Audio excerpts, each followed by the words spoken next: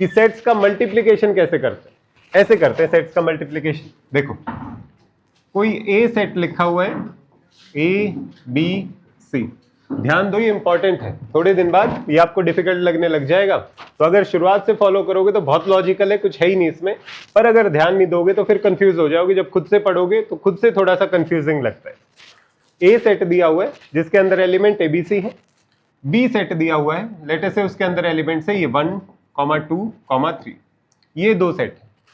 अगर मुझे दो सेट्स को मल्टीप्लाई करना है तो सेट्स को मल्टीप्लाई ऐसे किया जाता है, आपको बताना पड़ेगा कि मैं ए को बी से मल्टीप्लाई कर रहा हूं या फिर बी को ए से मल्टीप्लाई कर रहा हूं। लेट अस से मैं बोलता हूं ए को मुझे बी से मल्टीप्लाई करना है, इसका नाम बोला जाता है कार्टेशियन प्रोडक्ट। सेट के प्रोडक्ट को सेट का प्रोडक्ट नहीं बोलते, बोलते हैं कार्टेशियन प्रोडक्ट है। कैसे लिखा जाता है कार्टेशियन प्रोडक्ट?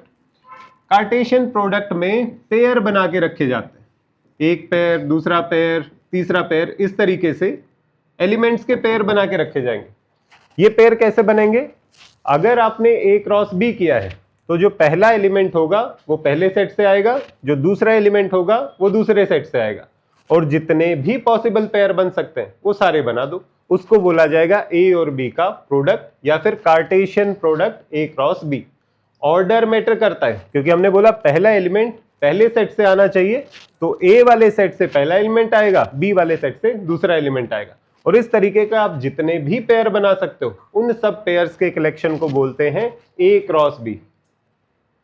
उन सब को बोलते हैं A cross B, product of sets या फिर कार्टेशियन प्रोडक्ट। और आप नोटिस कर सकते हो मैं बोल रहा हूं पहला एलिमेंट पहले सेट से, दूसरा एलिमेंट दूसरे सेट से, तो यहां पर भी ऑर्डर मैटर कर रहे हैं, तो इसको बोला जाता है, इसका नाम रखा जाता है ऑर्डर्ड पेयर। ये पेयर तो है पर ये ऑर्डर्ड है, सेट की तरह आगे पीछे नहीं लिख सकते। सेट में ए बी और बी ए दोनों सेम ही बातें थी, तो सेट की तरह यहाँ पे आगे पीछे नहीं लिख सकते। ये ऑर्डर्ड पेयर है जिसमें पहला एलिमेंट पहले सेट से, दूसरा एलिमेंट दूसरे सेट से आएगा, और जितने पॉसिबल बन सकते हैं पेयर सारे बना दो। इन सारे पेयर्स के कलेक्शन को ए क्रॉस बी बोलते हैं। अब देखो यही काम करेंगे, सिस्टमेटिकली चलते हैं कि ए क्रॉस बी वो सेट होगा जिसके अंदर सारे ऑर्डर्ड पेयर होंगे। कौन से ऑर्डर्ड पेयर? अगर मैं ए क्रॉस बी बना रहा हूं तो पहला एलिमेंट ए सेट से, दूसरा एलिमेंट बी सेट से आना चाहिए।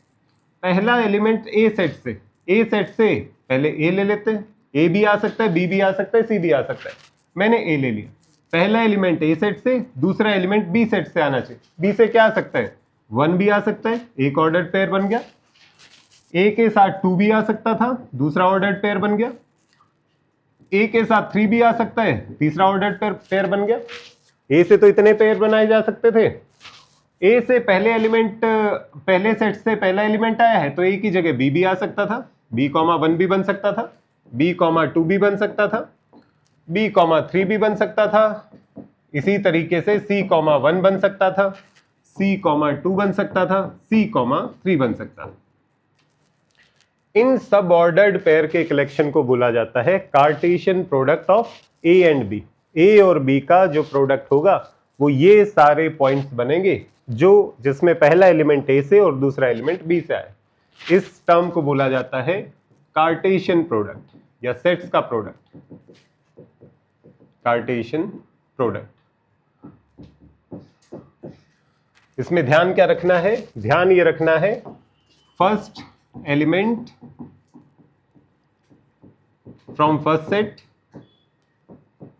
from first set, second element from second set, second element from second set।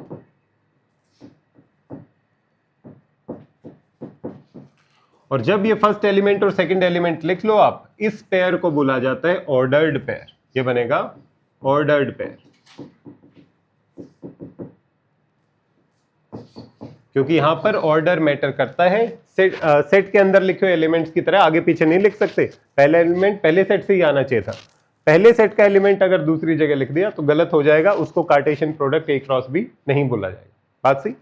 और यहां पर ऑल पॉसिबल पेयर्स लिखे जाते हैं, ऑल पॉसिबल ऑर्डर्ड पेयर्स,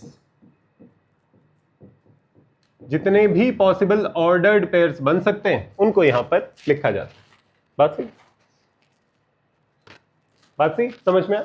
मैं 2 सेट देता हूं, आप उसका मल्टीप्लिकेशन करके दिखाओ। ए सेट है 2,3,6, बी सेट है m,n।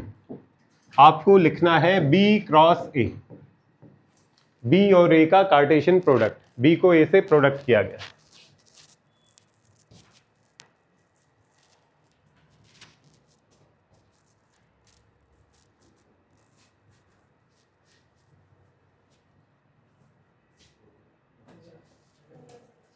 हो गया? क्या क्या ऑर्डर्ड पेयर बने इसमें? m,2, m,3, m,6, और क्या बन सकते थे? n,2, n,3, n,6, और ये सारा पूरा कलेक्शन है, उसको बोला जाएगा बी क्रॉस। ऑर्डर्ड पेयर सारे के सारे एलिमेंट है, एक एलिमेंट ये है, एक एलिमेंट ये है, एक एलिमेंट ये है, एक एलिमेंट ये है, एक एलिमेंट ये है। ऑर्डर्ड पेयर को आगे पीछे लिख सकते हो, पर ऑर्डर्ड पेयर के अंदर जो लिखा हुआ है उसको चेंज नहीं कर सकते, क्योंकि पेयर ऑर्डर्ड है। m, 2 को आप 2, m नहीं लिख सकते। ऑर्डर्ड पेयर में ऑर्डर मैटर करता है, पर ये जो एलिमेंट्स हैं तो सेट के अंदर बैठे हुए हैं, तो एक ऑर्डर्ड पेयर आगे पीछे लिखा जा सकता है, पर ऑर्डर्ड पेयर के अंदर आगे पीछे एलिमेंट्स को नहीं लिखा जा सकता। ध्यान रहेगा। आप m, 2 को इधर लिख सकते हो, m, 6 को इधर लिख सकते हो, पर 2, m अलाउड नहीं है, 6, m लिखना अलाउड है। क्लियर है? ठीक। अगर कार्टेशियन प्रोडक्ट आ गया हमें b क्रॉस a, तो इसमें बोला जाता है कि b क्रॉस a में से अगर आप कुछ ऑर्डर्ड पेयर को सिलेक्ट कर लेते हो, आपकी मन मर्जी है, चाहे कितने भी ऑर्डर्ड पेयर सिलेक्ट कर लो। यहां से अगर मैं 2 ऑर्डर्ड पेयर पिक कर लेता हूं, m, 3, n, 2, लेट से मैंने ये 2 ऑर्डर्ड पेयर पिक कर लिए, तो ये जो ऑर्डर्ड पेयर सेलेक्ट किए हैं, इस सिलेक्शन को बोला जाता है रिलेशन। इस सेट का नाम रख देता हूं मैं, लेट से इसका नाम r रख दिया, तो दिस इज अ रिलेशन, इसको बोला जाता है रिलेशन। एक सेट दिया है, दूसरा सेट दिया है, उनका कार्टेशियन प्रोडक्ट लिखोगे तो जितने भी पॉसिबल पेयर बन सकते हैं उन दोनों सेट के, वो पॉसिबल पेयर बन जाएंगे। वो जो पेयर बनते हैं उनको ऑर्डर्ड पेयर बोला जाता है। यहां पर कार्टेशियन प्रोडक्ट में सारे पॉसिबल पेयर्स रखे हुए, सारे पॉसिबल पेयर में से अगर आपने कुछ पेयर्स उठा लिए तो उस सिलेक्शन को बोला जाता है रिलेशन।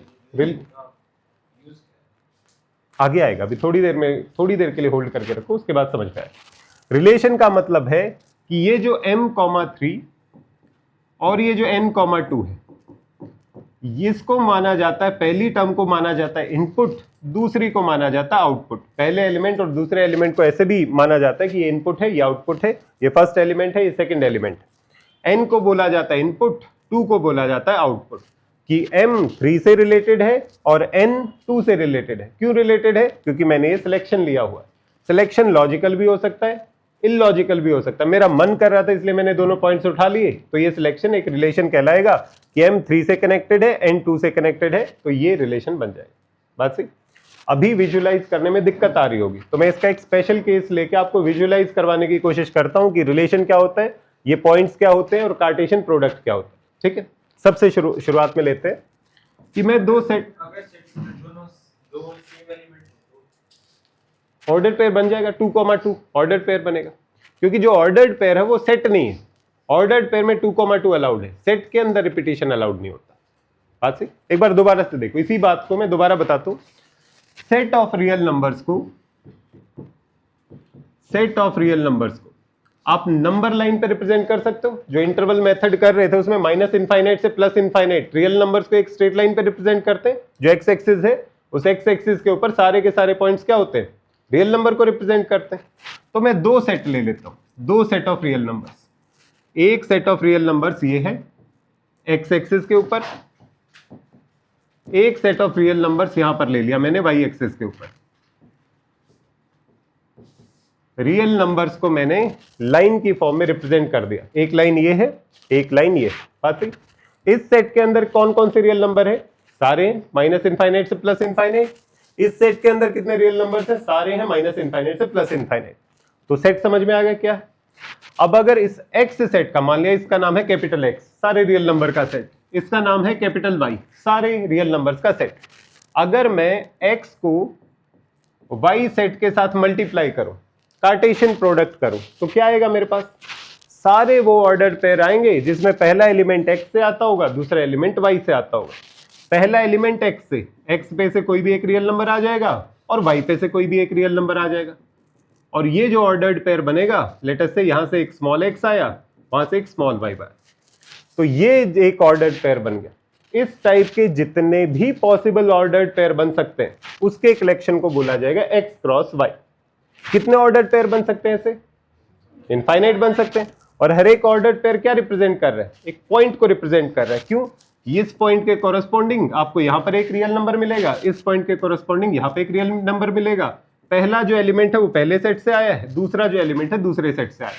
बात सही? तो जो ऑर्डर्ड पेयर है अगर उसको विजुअलाइज करना चाहो तो उन्हें पॉइंट्स की तरह विजुअलाइज कर सकते हो।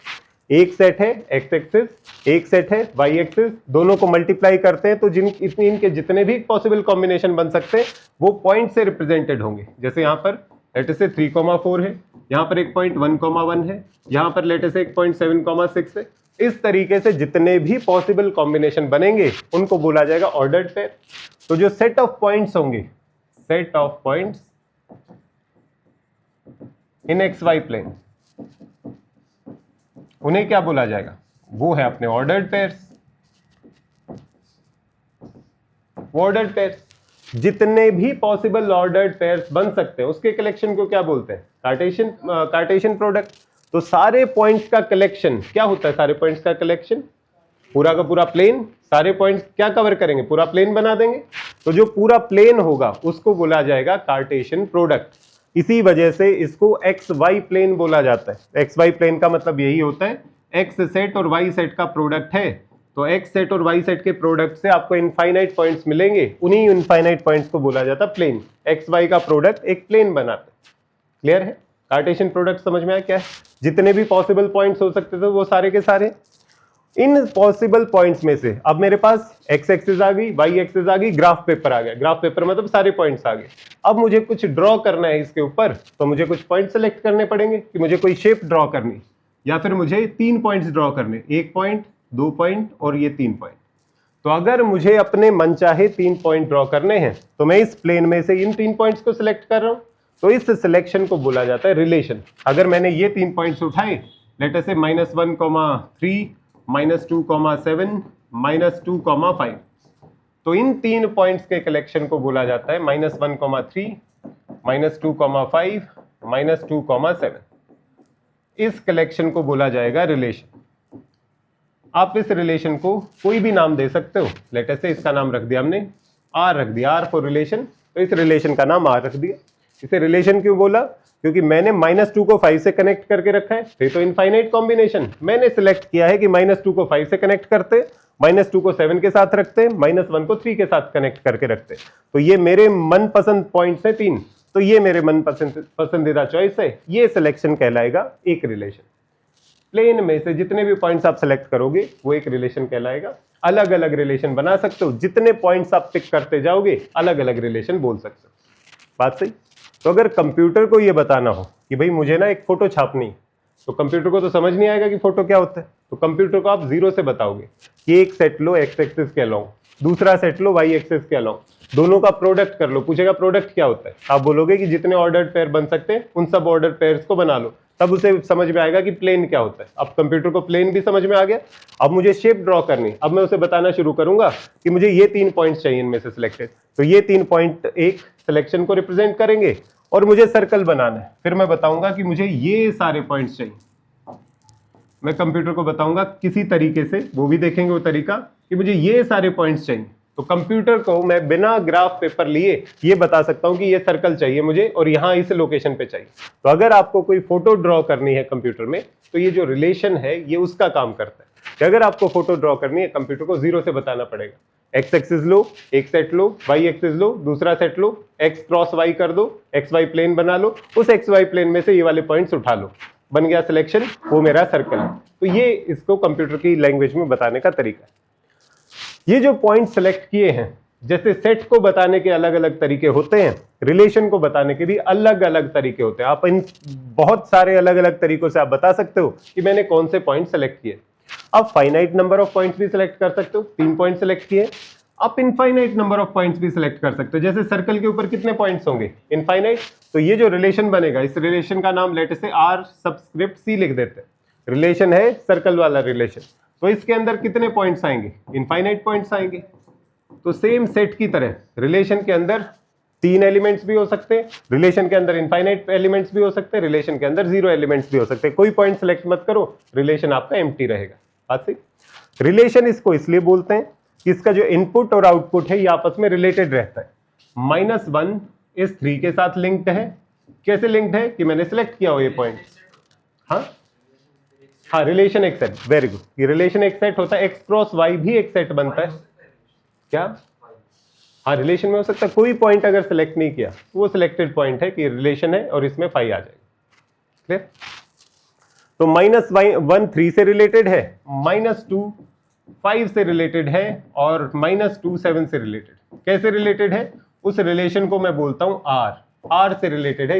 इस चॉइस को मैंने आर नाम दिया था कि ये पॉइंट्स आपस में रिलेटेड है और ये रिलेशन। उसको ऐसे भी रिप्रेजेंट कर सकते हैं और इसका भी रिप्रेजेंटेशन थोड़ी देर में देखेंगे इसे कैसे कर सकते हैं। समझ में आया पूरा प्रोसेस क्या है? कि अगर कंप्यूटर को मुझे बताना हो मुझे सर्कल चाहिए जो ओरिजिन पे सेंटर्ड हो और जिसकी रेडियस लेटर से है 1 यूनिट रेडियस का सर्कल मुझे सेंटर पे सेंटर्ड चाहिए, तो मैं उसे क्या बताऊंगा? उसे इस तरीके से बताना पड़ेगा। एक्स एक्सिस लो एक set of real number, Y axis लो एक सेट ऑफ रियल नंबर, उसके सारे ऑर्डर्ड पेयर बनाओ, उससे सारे के सारे पॉइंट्स डिफाइन हो जाएंगे। इन पॉइंट्स में से मुझे ये वाले पॉइंट्स चाहिए तो मैं इन पॉइंट्स की खास बात बताऊंगा उसे। जैसे कि इस सर्कल को अगर मुझे बताना हो तो मैं ये बताऊंगा, देखो कि आर रिलेशन के अंदर ऐसे सारे पॉइंट्स हैं एक्स कोमा वाई। याद है आपको सेट बिल्डर फॉर्म कि पॉइंट्स इनफाइनाइट है तो 1 बाय 1 तो मैं लिख नहीं सकता। तो मैं पॉइंट्स की खास बात बताऊंगा कि मुझे एक्स कोमा वाई के सारे पॉइंट्स चाहिए, एक्स कोमा वाई टाइप के सारे ऑर्डर्ड पेयर चाहिए, जिसमें एक्स और वाई की खास बात क्या है? X belongs to real number. X एक रियल नंबर से आना चाहिए, पहला एलिमेंट आर से आना चाहिए, दूसरा एलिमेंट आर से आना चाहिए और x square plus y square is equal to 1 होना चाहिए।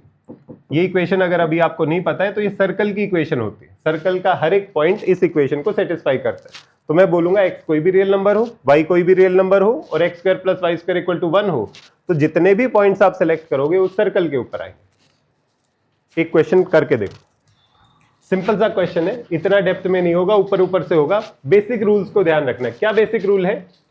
पहला एलिमेंट पहले सेट से, दूसरा एलिमेंट दूसरे सेट से, और कहीं से एलिमेंट नहीं आना चाहिए।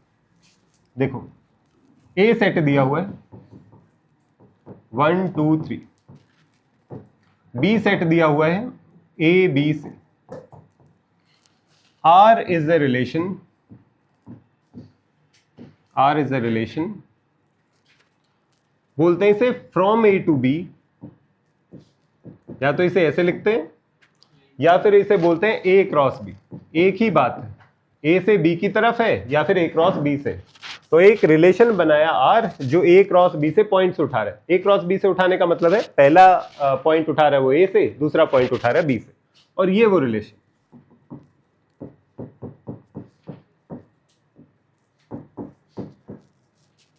अब ये बोला इसने कि check if R is valid, कि मैंने सही से रिलेशन को बताया या कोई दिक्कत? क्या गड़बड़ है? ऑर्डर नहीं, ये बोलेंगे कि ये पॉइंट बन ही नहीं सकता। हाँ, R is a relation from A to B. A to B का मतलब है आपने ए क्रॉस बी जितने भी पॉइंट्स बन सकते थे वहां से आपने पॉइंट्स बनाने शुरू किए। चेक करना है कि आर एक रिलेशन वैलिड है कि नहीं, कि ठीक है। आपने बोला आपने ए क्रॉस बी से सिलेक्शन उठाया है तो पहला एलिमेंट आना चाहिए ए से, दूसरा एलिमेंट आना चाहिए बी से। बात सही? तो पहला एलिमेंट आना चाहिए ए से, क्या 1 ए में है? 1 ए में है। दूसरा एलिमेंट आना चाहिए बी से, क्या सी बी सेट में है? ये पॉइंट तो आया। पहला एलिमेंट होना चाहिए ए से, क्या बी ए के अंदर है? छोटा भाई नहीं है। तो ये पॉइंट कैसे बना लिया आपने? ये कैसे ए क्रॉस बी से उठा लिया? ये तो उठा ही नहीं सकते थे। तो इसका मतलब ये वैलिड रिलेशन नहीं है, सिलेक्शन हो ही नहीं सकता। आपके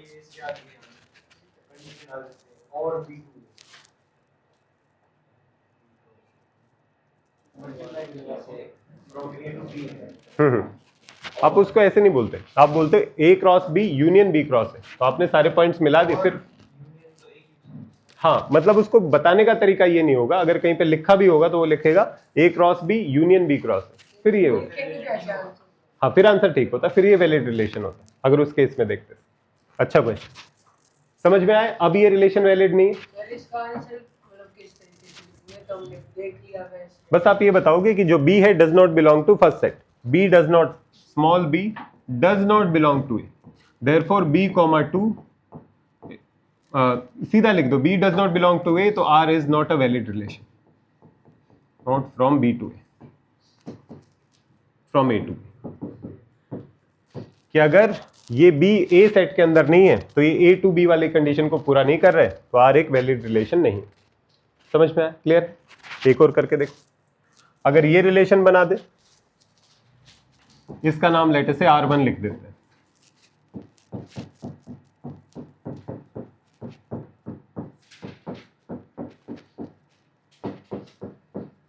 अब क्या ये वैलिड है? वैलिड नहीं है। क्या दिक्कत है इसमें? पहला एलिमेंट पहले सेट से आना चाहिए, दूसरा एलिमेंट दूसरे सेट से आना चाहिए। 1 होना चाहिए पहले में, A में है, C होना चाहिए दूसरे में, B सेट में है। 1 होना चाहिए पहले में है, B होना चाहिए दूसरे में है। 3 होना चाहिए पहले सेट में है, A होना चाहिए दूसरे सेट में है। 4 होना चाहिए पहले सेट में, 4 तो पहले सेट में है ही नहीं, तो ये कहां से उठा के लेके आए? तो इसका मतलब ये इंक्लूड नहीं हो सकता, तो R एक वैलिड रिलेशन नहीं। समझ में आया? बिल्कुल सिंपल। इसमें ये बोला जाता है अगर इस रिलेशन को रिप्रेजेंट भी करते हैं, एक और रिलेशन देखो ये वैलिड है कि नहीं। R रिलेशन दिया हुआ है, ये मेरे सिलेक्टेड पॉइंट्स हैं 2B 3A और 1B, क्या ये वैलिड है? वैलिड है। पहला एलिमेंट पहले सेट से है, दूसरा एलिमेंट दूसरे सेट से है। इस बात को आप बताते हो कि ये A क्रॉस B से रिलेशन बना है, या फिर आप बोलते हो फ्रॉम A टू B।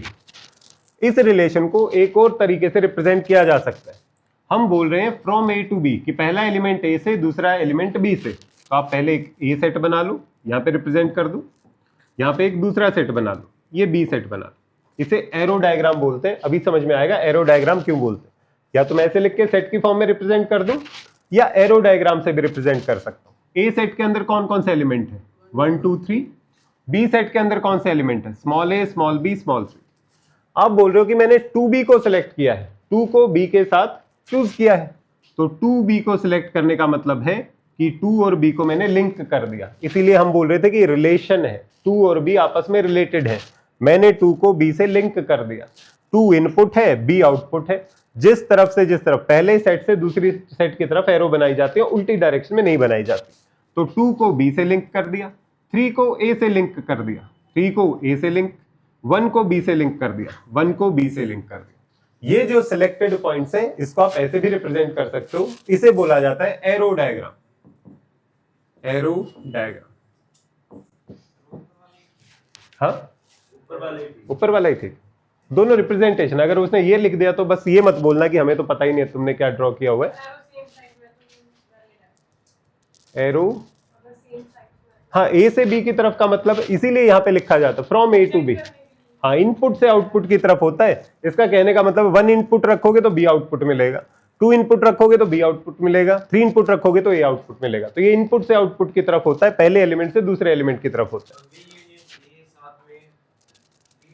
एक सेकंड रुको, बस मैं ये बात और बता दूं, फिर ये डाउट लेते। A से B की तरफ इसी वजह से इसे बोला जाता है कि जब भी एरो बनेगी वो A वाली साइड से B वाली साइड की तरफ बनती है, इसीलिए A क्रॉस B को ऐसे भी बोल दिया जाता है, A from A to B, कि जो एरो बना रहे हो, जो पॉइंट्स रिलेटेड है, वो A से B की तरफ एरो बना रहे।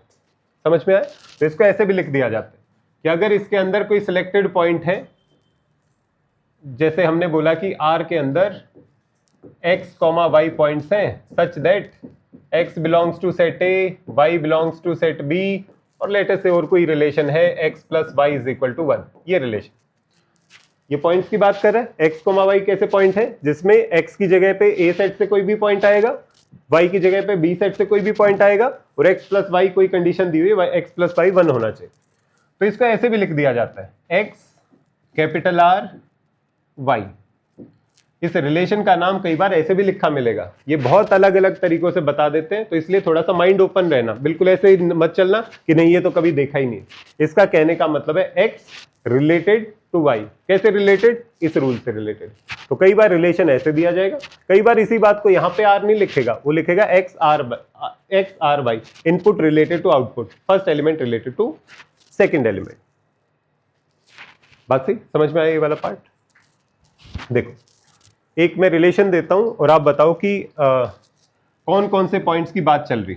मैं आपको सेट बिल्डर फॉर्म में देता हूं, आपको रोस्टर फॉर्म में लिस्ट बना के बताना है कौन कौन से पॉइंट्स। आप इस रिलेशन के अंदर जितने पॉइंट्स मैंने सेलेक्ट किए हैं आपको ये बताना है। सारा खेल ये है कि जो ये लिखा हुआ है इसका मीनिंग बताओ, क्या लिखा हुआ है, कौन कौन से पॉइंट सिलेक्टेड है। सिस्टमेटिकली पढ़ते चलो। एक ए सेट दिया है, एक बी सेट दिया है, ठीक है, दो सेट्स को यूज कर सकते हैं। R is a relation from B to A, B से ए की तरफ, मतलब बी से ए की तरफ क्रॉस किया गया है, बी क्रॉस ए में से पॉइंट उठाए। क्या मतलब हुआ है बी से ए का? मतलब पहला एलिमेंट बी से आएगा, दूसरा एलिमेंट ए से आएगा, इतना ही मतलब होता है इसका। तो जब भी फ्रॉम बी टू ए लिखे या बी क्रॉस ए लिखे तो आपको ये पता है एक एलिमेंट बी से आएगा, एक एलिमेंट ए से आएगा, पहला बी से और दूसरा ए से आना चाहिए। यहां तक कोई कंफ्यूजन नहीं। और यहाँ पे ये दोबारा भी रिपीट कर रहा है, नोटिस करो, x comma y, x belongs to B, x B से ही आना चाहिए, जो वाई है वो ए से आना चाहिए, सेकंड एलिमेंट ए से ही आना चाहिए, दोबारा से रिपीट किया वही बात। और बोल रहा है एक्स प्लस वाई 6 बनना चाहिए। तो कौन से पॉइंट सेलेक्ट किया मैंने कि पहला एलिमेंट बी से, दूसरा एलिमेंट ए से, और उन दोनों का सम 6 बन रहा है। तो ऐसे कौन से पेयर बनेंगे? अब देखो ये जो एरो डायग्राम हम बोल रहे थे कि अच्छा नहीं लग रहा है, अब एरो डायग्राम अच्छा लगेगा। देखो बी क्रॉस ए है तो पहला सेट बी, दूसरा सेट ए, ये लिख लिया हमने बी, ये लिख लिया ए। बी के अंदर कौन सा एलिमेंट है? 1 2 3 4। ए के अंदर कौन सा एलिमेंट है? 2 4 5 6 7 8। अब क्या बोल रहे हैं वो एलिमेंट उठाओ जिसमें x प्लस वाई बनता हो 6। चेक करते जाओ, 1 प्लस 6 कहां पे बनेगा? 1 प्लस 5 6 बनेगा, सिंपल एरो। 2 प्लस 4 ये भी 6 बनेगा, सही बात है। 3 प्लस 3 तो है नहीं, 6 नहीं बन सकता। 4 प्लस 2 भी 6 बनेगा। तो हम हाँ सीधा भी बता सकते हो, ये बस देखने में विजुअली आसान होता है। वहां पे मैं एक एक करके देखता जाऊं, यहाँ पे सीधा एरो बनानी, ये सिलेक्टेड, ये सिलेक्टेड, ये सिलेक्टेड। हाँ तो रोस्टर फॉर्म में बनाएंगे ना। एरो डायग्राम हमारी हेल्प के लिए होता है, जैसे वेन डायग्राम होता है वो चेक करने के लिए होता है कि कौन से पॉइंट्स आप देखना चाहते हो। तो मुझे पता चल गया कौन से पॉइंट्स, तो अब इसको रोस्टर फॉर्म में लिख लो। 1 को 5 से कनेक्ट किया है, 1,5। 2 को 4 से कनेक्ट किया है, 2,4। 3 को किसी से नहीं, 4 को 2 से कनेक्ट किया है, 4,2। ये मेरा रिलेशन है आर। ये इसने बोला है सेट बिल्डर फॉर्म में, ये है सिलेक्टेड पॉइंट्स। बात समझ में आई? रिलेशन में 70% काम आप यही कर रहे होगे, वो बताएगा इंफॉर्मेशन और आपको खुद से सोचना है कि वो कौन से पॉइंट्स की बात कर रहे हैं। अगर वो पॉइंट्स पता चल गए तो खेल आधा खत्म है। जैसे सेट में रोस्टर और सेट बिल्डर फॉर्म होता है कि अगर सेट बिल्डर दिया तो आपको पता होना चाहिए कौन से पॉइंट्स की बात चल रही है। एग्जैक्टली वही होगा। सेट्स में आप बस एक एक एलिमेंट ढूंढ रहे होते थे, यहाँ पे पेयर ऑफ एलिमेंट्स ढूंढ रहे हो, बस ये चेंज आ गया। वहां पे आप अकेला एक्स ढूंढ रहे होते थे, कौन सा एलिमेंट है, या एक्स कोमा वाई, पूरा का पूरा पेयर ढूंढ रहे हो, पेयर भी एलिमेंट की तरह ही यहाँ पे बैठा हुआ है। ये एक एलिमेंट, ये एक एलिमेंट, ये एक एलिमेंट। समझ में आया क्या किया हमने? एक और क्वेश्चन देखो, बिल्कुल सिमिलर है। इसमें अगर आप कंफर्टेबल हो गए तो रिलेशंस आपको डिफिकल्ट नहीं लगेगा, क्योंकि रिलेशंस है ही ये सारी चीजें, इसको समझने की जरूरत। ए सेट है, A is set of integers, नहीं set of natural numbers. B is set of whole numbers, set of whole numbers लिखा हुआ है। R is a relation from A to B, और आर को ऐसा लिखा हुआ है, आर इज इक्वल टू किसके अंदर, ए कॉमा बी। इस बार एक्स कॉमा वाई नहीं, ए कॉमा बी दिया, कोई फर्क नहीं पड़ता, पहला एलिमेंट दूसरे एलिमेंट की बात कर रहे हैं। A belongs to capital A, B belongs to capital B, ठीक है। और ये बोल रहे हैं A plus B is less than 3, ये दिया हुआ। आपको बताना है कि आर में कौन कौन से पॉइंट सिलेक्टेड है, किन पॉइंट्स की बात कर। बिल्कुल लिख के देखो, 3 पॉइंट्स आ।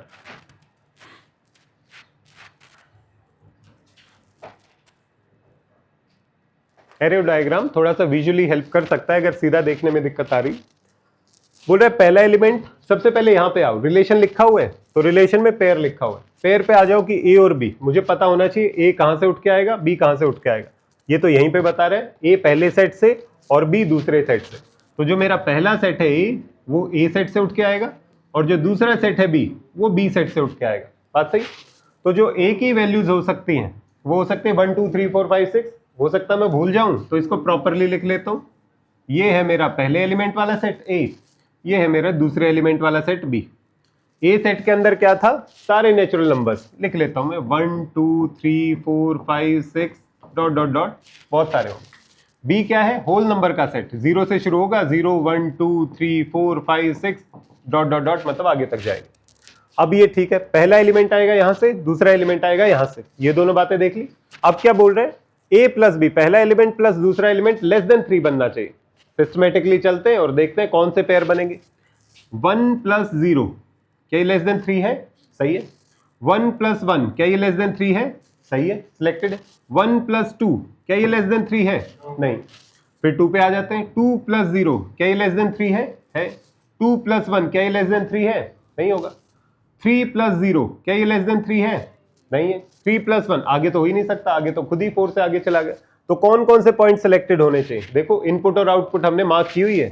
1,0 एक पॉइंट ये हो जाएगा, 1,1 एक पॉइंट ये हो जाएगा, और 2,0 एक पॉइंट ये हो जाएगा। तो ये सारी जो कहानी लिखी हुई थी, ये इन 3 पॉइंट्स के लिए लिखी हुई थी। दिखने में लगता पता नहीं कहां से आए, पर रिलेशन ये है कि 1 0 1 1 2 0, ये पॉइंट्स की बात चल रही थी। पहला एलिमेंट पहले सेट से, पहला एलिमेंट देखोगे नेचुरल नंबर दिखेगा, दूसरा एलिमेंट होल नंबर्स में से ही उठ के आएगा, 0 1 0 वहां से उठ के आएगा। ये एलिमेंट्स की बात, ये बात चल रही थी। क्लियर है, समझ में आया? एक और क्वेश्चन करके देखो ऐसे।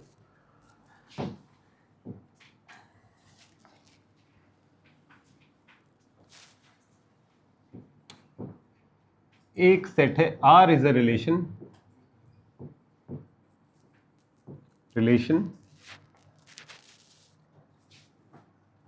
अगर केवल एक ही सेट मेंशन किया जाए, अब तक हम 2 मेंशन कर रहे हैं, A क्रॉस B, ये लिखा हो सकता है R is a relation on natural numbers. अगर केवल एक सेट मेंशनड है तो इसका मतलब इसी सेट को इनपुट, इसी सेट को आउटपुट के लिए यूज किया गया। तो अगर एक ही सेट मेंशनड है, ऑटोमेटिकली समझ जाओ यही सेट बार बार यूज हुआ है। लिखा है R is a relation on N, या फिर लिखा मिलेगा R is a relation in N। दोनों का मतलब यही है कि N ही सेट, नेचुरल नंबर्स के सेट को बार बार यूज किया गया। R को ऐसा लिखा है x, y such that x belongs to natural number, y belongs to natural number। ये नहीं भी लिखता तो भी हम यही मान के चलते, पर आमतौर पर वो ठीक ठाक मैनर्स फॉलो करता है। तो मैनर्स तो यही होते हैं, आप बताओ कि एलिमेंट कहां से आए। अगर नहीं भी लिखा हो तो इसका मतलब हमें पता है कि कहां से उठ गया। और लिखा हुआ है x square plus y square less than 10, ये दिया हो। तो आपको बताना है आर कौन सी रिलेशन है, किन पॉइंट्स की बात कर रहे हैं, चेक करके देखो। 2 सेट दिए हो तो देखो from which set to which set बोल रहा है, ए टू बी बोल रहा है, तो पहला ए सेट है, दूसरा बी सेट है। एक ही सेट दिया हुआ है तो पहला सेट भी यही है, दूसरा सेट भी यही। यहां पे ये दोबारा बता भी रहा है एक्स बी एन, क्या बोल रहे हैं?